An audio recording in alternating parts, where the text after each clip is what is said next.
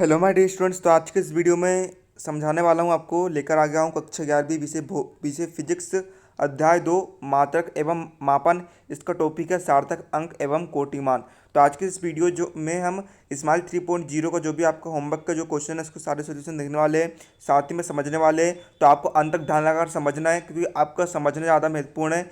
Solution तो आपको कहीं से मिल जाता है, इसलिए आप समझने पे विशेष ध्यान दीजिएगा। तो देखिए बच्चों, अब हम वीडियो को बिना किसी तरीके से शुरू करते हैं। तो देखिए यहाँ पर नंबर 1 का हमें क्वेश्चन दिया गया है कि सार्थक अंक किसे कहते हैं। तो देखिए हमें समझना है सार्थक अंक किसे कहते हैं। तो देखिए किसी राशि के मापन में प्रयुक्त वे अंक, है ना। सार्थक अंक का प्रयोग हम कहाँ पर करते हैं? राशि के मापन में करते हैं। जो मापक यंत्र की यथार्थ के अंतर्गत उस राशि के मान को व्यक्त करते हैं ना, राशि के मान को व्यक्त करते हैं, सार्थक अंक कहलाते हैं, है ना। सार्थक अंक का प्रयोग राशि के मापन में होता है और यह राशि के मान को व्यक्त करते के कहलाते हैं, सार्थक अंक कहलाते हैं। अर्थात सार्थक अंक किसी के मापन में अंकों की वह संख्या है जिसकी शुद्धता स्पष्ट है या निश्चित है ना। सार्थक अंक का प्रयोग हम राशि के मापन में करते हैं और अंक से स्पष्ट हो जाता है कि वह राशि शुद्ध है या फिर शुद्ध नहीं है। ठीक है बच्चों, ये आपका सार्थक अंक का क्वेश्चन हो जाता है। अब देखिए सेकंड क्वेश्चन आपको दिया है, सार्थक अंक ज्ञात करने के कुछ 4 नियम लिखिए। देखो बच्चों, तो सार्थक अंक ज्ञात करने का हम नियम लिखते हैं। तो देखिए बच्चों, पहला नियम क्या है? सभी अशून्य सार्थक अंक माने जाते हैं। यानी कि वे संख्या जिसमें शून्य ना हो, अशून्य हम किसे कहेंगे? वे संख्या जिसमें शून्य ना हो अशून्य कहलाते हैं। तो है ना, सभी, है ना, सभी संख्या जिसमें शून्य नहीं होता है, सभी संख्या जिनमें जीरो नहीं होता है, हम उन्हें क्या मानते हैं? सार्थक अंक मानते हैं। दूसरा नियम है इसका, दो अशून्य संख्याओं के मध्य आने वाले सभी शून्य सार्थक अंक माने जाते हैं, है ना। दो अशून्य यानी कि जिसमें शून्य ना हो, जैसे कि देखिए हम मान के चलते ये 1 है और ये 4 है, इनके बीच जितने भी शून्य आएंगे, है ना, चाहे कितने भी शून्य आए, हम उनके मानेंगे सार्थक अंक में गिनेंगे। ठीक है बच्चों, ये आपका दूसरा नियम होता है। तीसरा नियम हम देखते हैं, किसी भी संख्या में यदि दशमलव बिंदु की स्थिति को बदल दिया जाए तो सार्थक अंकों की संख्या में कोई फर्क नहीं पड़ता है। यानी कि देखिए ये 1.43 है ना, इसमें दशमलव कहाँ लगाए? 1 के बाद लगाए। यदि हम इसे इस प्रकार से लिखे 14.3, है ना, तो इसमें 14 के बाद दशमलव लगाए। यदि हम इसे लिखे, है ना, तो देखिए यदि इसमें हम दशमलव की संख्या को बदल दे, स्थिति को बदल दे, तो सार्थक अंकों की संख्या में फर्क नहीं पड़ेगा, है ना। जैसे कि यहाँ पर 1.43 है, इसमें सार्थक अंक की संख्या 3 है और 14.3 में भी सार्थक अंकों की संख्या 3 ही रहेगी।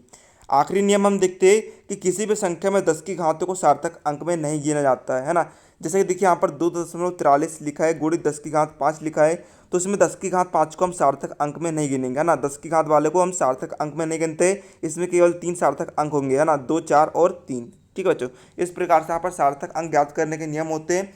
अब देखिए क्वेश्चन नंबर 3 में हमें इसी से संबंधित यहाँ पर प्रश्न दिया गया है, निम्नलिखित में अंकों की संख्या लिखिए। तो देखिए पहला में दिया है 0.007 मीटर स्क्वायर। तो मैंने आपको बताया था, यदि, है ना, यहाँ पर देखिए सार्थक अंक केवल एक होगा जो कि है 7, है ना। 7 के बाई और जितनी भी शून्य संख्याएं हैं हम उन्हें सार्थक अंक में नहीं गिनते। तो देखिए यहाँ पर सार्थक अंक कितना होगा? सार्थक अंक यहाँ पर होगा 1। दूसरा हम देखते हैं 2.64 गुणित 10 की घात 24 किलोग्राम। तो देखिए हमारा दूसरा नियम क्या था कि यदि 10 की घात, है ना, चौथा नियम था कि 10 की घात वालों को हम सार्थक अंक में नहीं गिनते। तो हम यहाँ पर 10 की घात 24 को सार्थक अंक में नहीं गिनेंगे, यहाँ पर केवल 3 सार्थक अंक होंगे, 2, 6 और 4। तो यहाँ पर कितना सार्थक अंक आएगा? 3 आएगा। तीसरा हम देखते हैं 0.2370, है ना। तो देखिए यहाँ पर देखिए 2370 सार्थक अंक होंगे, यानी कि सार्थक अंक की संख्या यहाँ पर कितनी होगी? 4 होगी। क्योंकि देखिए, है ना, अशून्य संख्याओं के बाईं तरफ वाले शून्य को हम नहीं गिनते, लेकिन अशून्य संख्याओं के दाईं तरफ वाले शून्य को हम गिनते हैं। तो देखिए यहाँ पर अशून्य संख्या के दाईं तरफ केवल एक शून्य है, तो यहाँ पर हम इसे गिनेंगे, तो यहाँ पर 4 सार्थक संख्याएं हो जाएगी। इसी प्रकार देखिए चौथा में देखिए यहाँ पर भी देखिए अशून्य सार्थक अंकों के दाईं तरफ केवल एक शून्य, तो हम इसे भी गिनेंगे, तो यहाँ पर कितनी संख्या हो जाएगी? 1, 2, 3, 4। यहाँ पर 4 सार्थक संख्याएं हो जाएगी। 5 नंबर हम देखते हैं 6.032। तो देखिए यहाँ पर नियम था कि अशून्य संख्याओं के बीच में आने वाले सभी शून्य को हम सार्थक अंकों में गिनते। तो देखिए यहाँ पर देखिए कितनी सार्थक संख्या आएगी? 4 यहाँ पर सार्थक अंक हो जाएंगे। आखिरी हम देखते हैं 0.0006032। तो देखिए यहाँ पर अशून्य संख्या के बाईं तरफ वाले शून्य को हम नहीं गिनते, तो देखिए यहाँ पर कितना जाएगा? 60 32 रहेगा। और यहाँ पर एक और नियम लग जाता है कि है ना, अशून्य संख्याओं के बीच में आने वाले शून्य को हम सार्थक अंक में गिनते हैं। तो देखिए यहाँ पर अशून्य संख्याएं 6 और 2, तो इसके बीच में देखिए सार्थक अंक है ना क्या आ रहा है, 0 3 आ रहा है, तो देखिए हम 0 को गिनेंगे तो यहाँ पर सार्थक अंक कितने हो जाएंगे, 4 हो जाएंगे। तो इस प्रकार से इसे सोल्व करा जाता है। मैंने थोड़ा शॉर्ट में समझाने की कोशिश कर रहा हूँ। यदि आपको डिटेल में समझना है तो हम आपके लिए क्लास लगाने वाले हैं, तो चैनल सब्सक्राइब कर लीजिए चैनल पर नए हो तो। देखिए बच्चों चौथा क्वेश्चन दिया है, तो चौथा क्वेश्चन का हम देखते हैं। देखिए क्या दिया है, किसी घन की प्रत्येक भुजा की माप 7.203 मीटर है। उचित सार्थक अंकों तथा तक घन का कुल पृष्ठ क्षेत्रफल एवं आयतन ज्ञात कीजिए।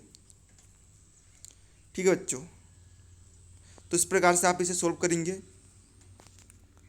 फिर इसे आप इस प्रकार से सोल्व करेंगे। इसके आगे आखिरी आप क्वेश्चन है ये वाला, तो इसका आंसर आप देख सकते हैं। तो इस प्रकार से आप इसे सोल्व कर देंगे। तो उम्मीद है आपको वीडियो हेल्पफुल लगा तो वीडियो को लाइक कर दीजिएगा, साथ में चैनल सब्सक्राइब कर लीजिएगा। मिलते हैं अगले वीडियो, तब तक के लिए जय हिंद जय भारत।